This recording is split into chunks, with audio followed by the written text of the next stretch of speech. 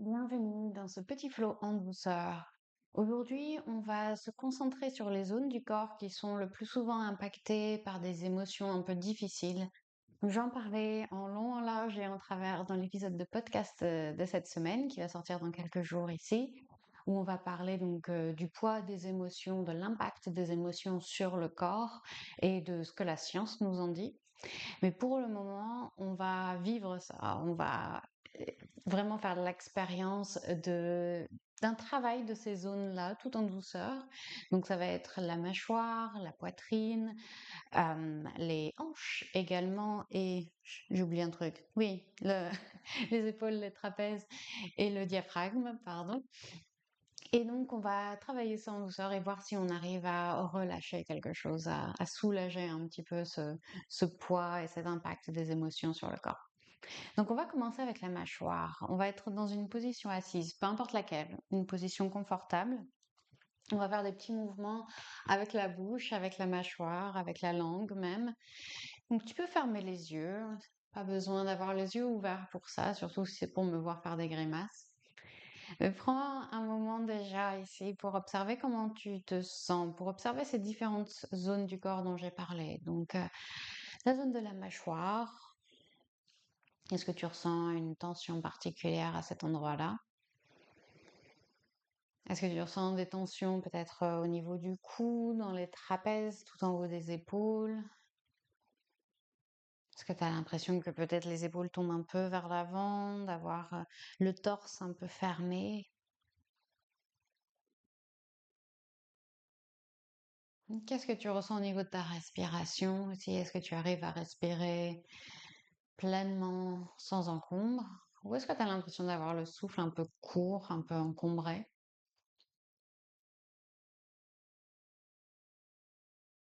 Et puis au niveau des hanches, est-ce que tu remarques quelque chose au niveau des hanches? Au niveau du bassin? Est-ce que tu as du mal à rester assis ou assise comme ça au sol?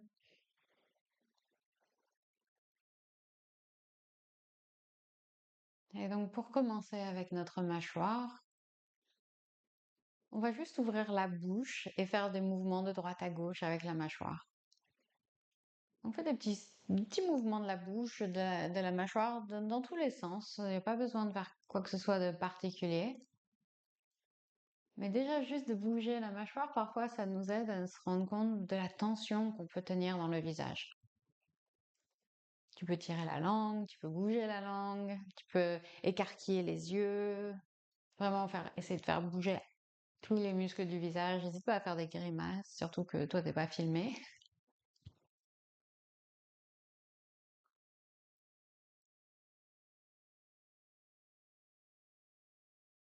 Et on va même faire un exercice de respiration qui s'appelle Simbasana, qui est la posture du lion, la respiration du lion même, où on va inspirer par le nez normalement.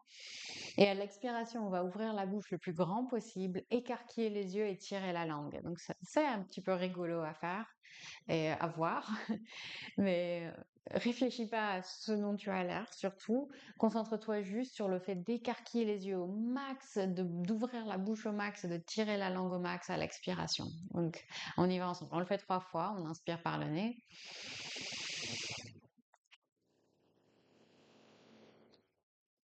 Encore 2 fois, on inspire par le nez, remplis les poumons et, et une dernière fois.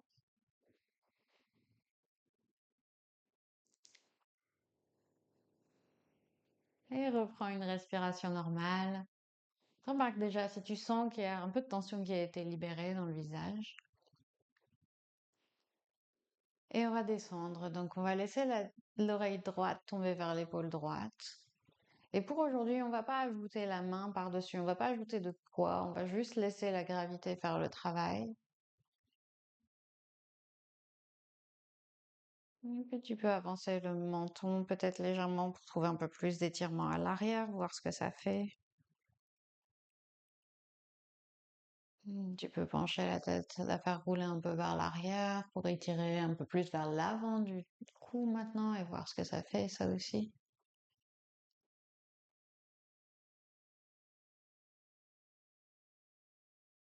Et puis trouve une position pour la tête, toujours vers la droite, et on va faire rouler l'épaule gauche. Quelques cercles dans un sens, tu peux les faire bien larges, et puis dans l'autre sens.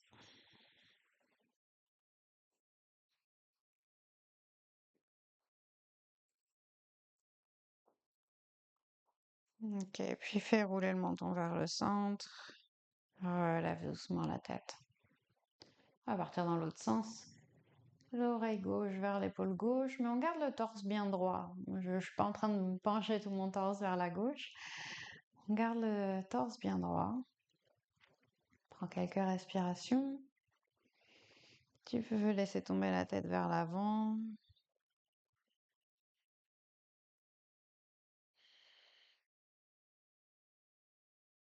Et puis, rouler la tête vers l'arrière.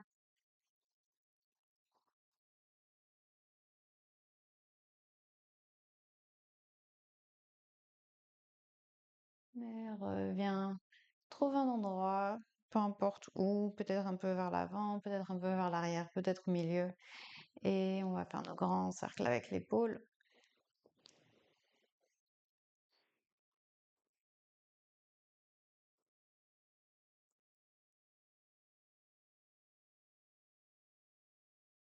Ok. Ramène le menton vers la poitrine et relève la tête. Cool, très bien. Passe les mains au sol à côté de toi, juste pour venir en position debout.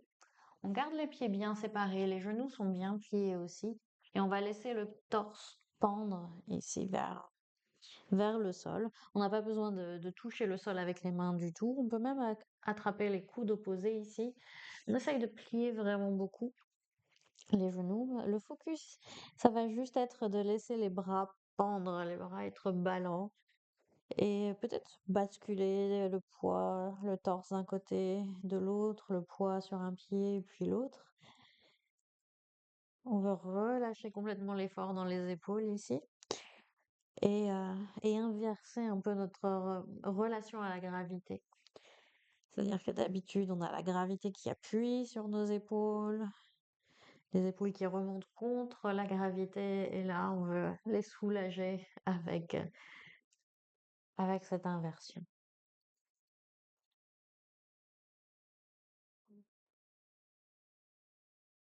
Ok.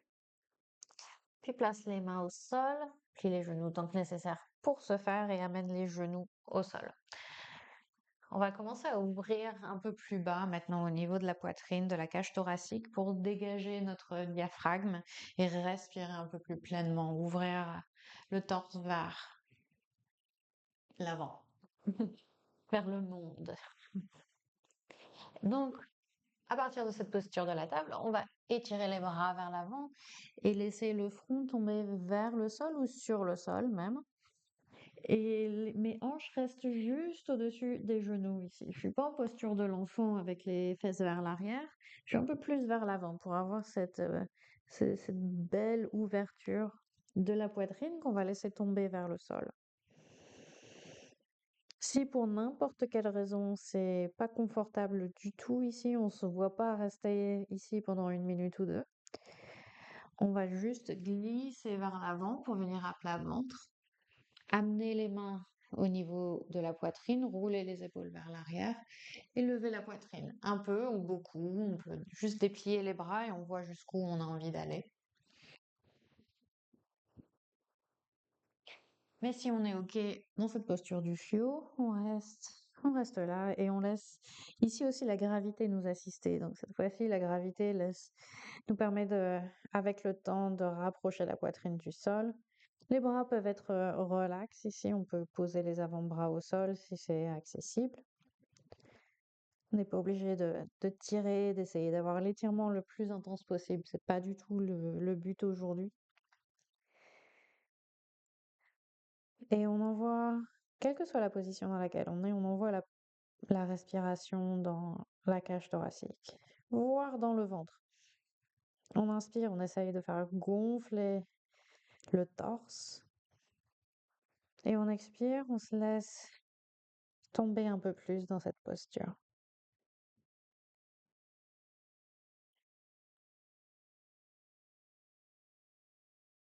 Une dernière respiration.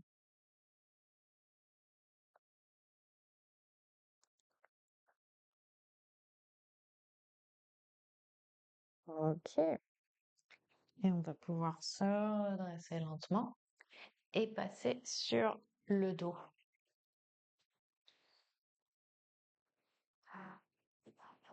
On va s'allonger tranquillement sur le dos.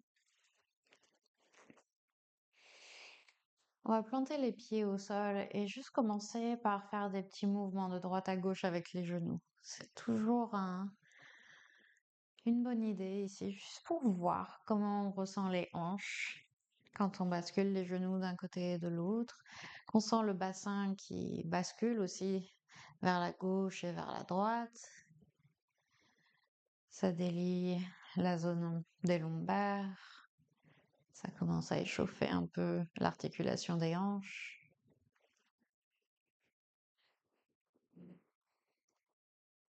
Et on va planter les pieds au sol, placer la cheville droite sur la cuisse gauche. Et notre première option, ça va être de rester ici. Ça va être avec la main droite, on peut appuyer et gentiment guider le genou vers l'arrière du tapis. La main gauche peut faire la même chose de l'autre côté, mais on veut surtout se concentrer sur la main droite. Ça va être notre option 1. Si on sent que ça crée un peu d'espace, une sensation agréable au niveau de l'avant de la hanche droite, on peut rester là. On peut tester de tirer l'arrière de la hanche en levant le pied gauche et on va venir attraper, entrelacer les mains derrière la cuisse gauche. Et là, on tire les jambes vers soi. Donc, il n'y a pas de bon ou mauvais choix, il n'y a pas d'une posture qui est plus avancée que l'autre. C'est deux postures différentes, vraiment.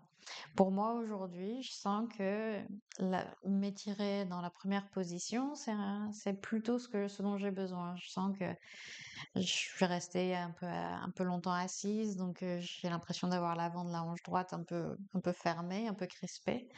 Donc ça me fait du bien d'ouvrir dans cette position-là, qui peut paraître moins intense.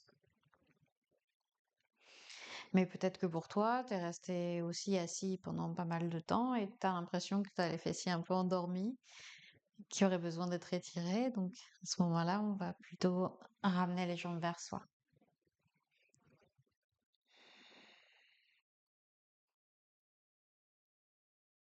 Une dernière respiration.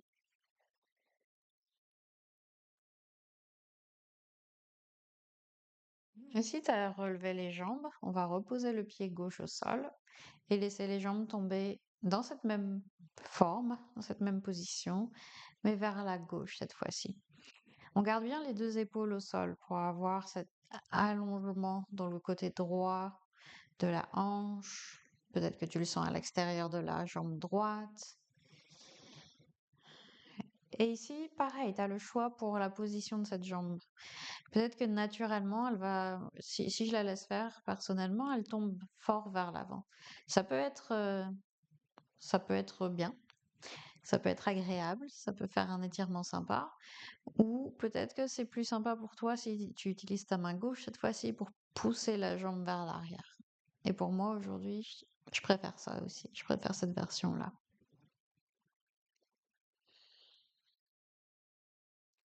Donc, comme toujours, l'idée, c'est d'adapter les postures à comment tu te sens aujourd'hui. Donc, d'avoir ce réflexe de ressentir l'impact de la posture, l'impact des différentes options et de faire le choix en fonction de ce que tu ressens, pas en fonction de ce que tu penses qui est le plus avancé, de ce que tu penses qui est le mieux euh, de façon absolue. C'est vraiment de quoi est-ce que j'ai besoin aujourd'hui? Qu'est-ce que mon corps me dit? Et en apprenant à écouter ces signaux, on peut de mieux en mieux adapter notre pratique à notre corps et du coup avoir de plus en plus de bienfaits. À la prochaine inspire, on va relever les jambes, placer le pied droit au sol. Et on prend juste un moment ici pour observer la différence entre les deux côtés. Et puis on va croiser la jambe gauche par-dessus. Donc j'ai ma cheville gauche par-dessus la jambe droite maintenant. Et pareil, je vais explorer les différentes options. Pousser avec ma main gauche sur la cuisse. Ou bien tester de lever la jambe et attraper derrière la cuisse.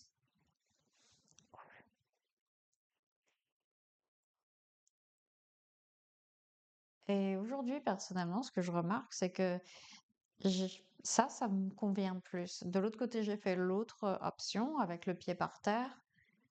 Mais de ce côté-là, j'ai l'impression que j'ai plus besoin d'étirer au niveau de l'arrière de la hanche. Donc, je vais partir sur cette option-là. C'est pour dire qu'on n'est pas obligé de choisir, de faire la même option des deux côtés. Il faut pas absolument respecter la symétrie dans les postures parce que notre corps est pas symétrique. Parce que dans la vie de tous les jours, on fait plein de choses d'un côté qu'on fait pas de l'autre côté. Donc, notre corps est pas symétrique et c'est pas grave. Tant qu'il n'y a pas de très grand déséquilibre qui crée des problèmes, c'est pas grave du tout. Encore quelques respirations ici, quelle que soit l'option que tu as choisie.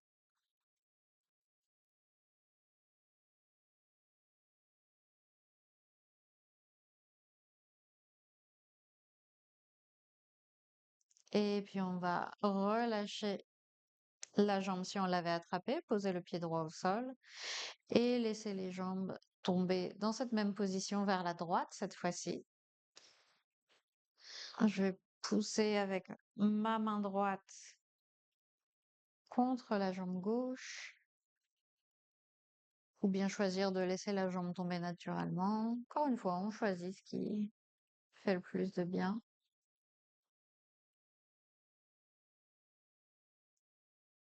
Et parfois, les deux sont sympas. Les deux options sont indiquées. Quand on est raide d'un peu partout, c'est parfois difficile à choisir. Donc, c'est pas grave. On en choisit une, on reste avec.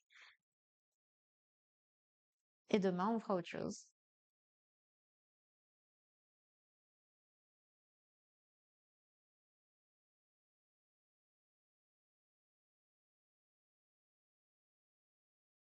On garde bien les deux épaules au sol. On respire.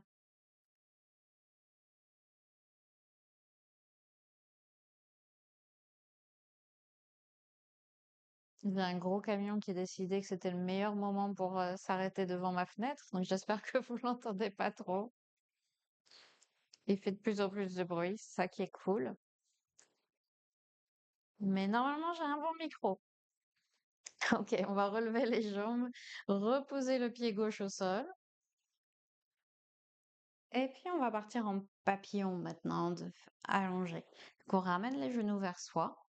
On va séparer les genoux et faire passer les bras entre les deux jambes. Et on va attraper ce qu'on arrive à attraper sans lever la tête et les épaules, sans se crisper. Donc, ma tête, mes épaules restent au sol, j'étire les bras et j'attrape mes chevilles. Ça peut être les chevilles, les tibias, peu importe.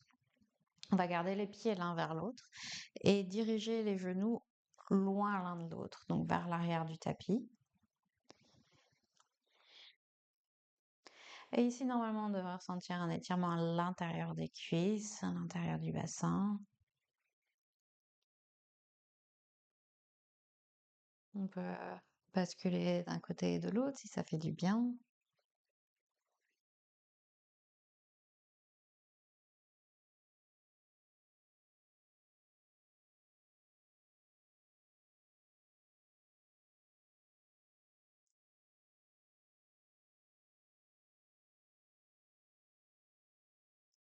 Et c'est une façon un peu différente d'ouvrir les hanches.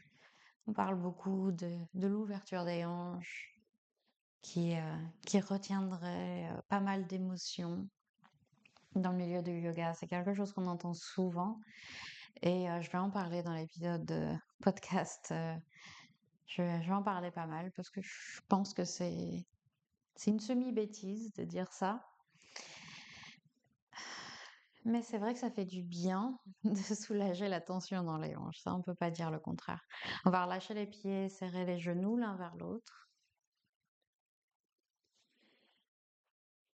Et puis on va étirer les jambes pour prendre quelques instants dans ce Shavasana. Qu'on trouve une position allongée qui nous est confortable et on va placer une main sur le ventre, une main juste sous ou sur la poitrine. Et on prend un dernier moment ici pour observer la différence après cette petite pratique. On peut rescanner les zones qu'on avait scannées au tout début, donc la mâchoire. On peut même refaire des petits mouvements de mâchoire ici si on veut, si ça fait du bien.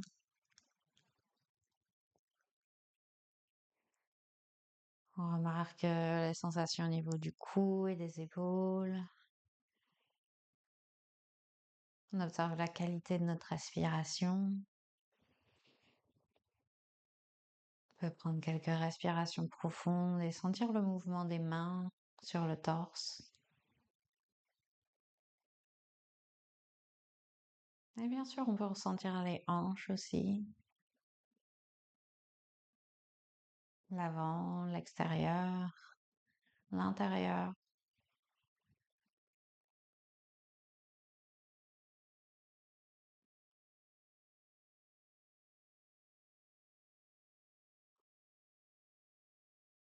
Mais on peut remarquer aussi notre état d'esprit à la fin de cette séance, notre état émotionnel.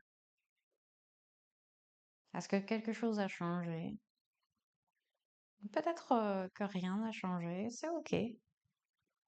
C'est ok aussi. On prend juste un moment pour noter. Noter ce qu'on sent qui est différent. Noter les messages que notre corps nous envoie.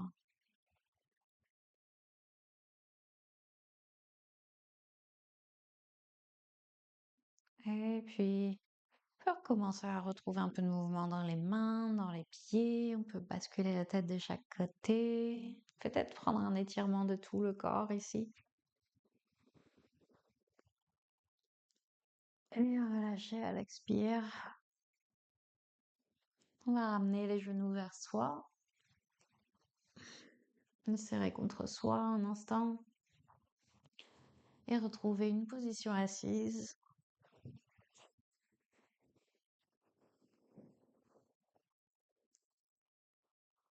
Ouais, terminer juste par s'envoyer un peu de gratitude pour avoir pris ce temps-là pour soi aujourd'hui, pour notre bien-être physique et émotionnel.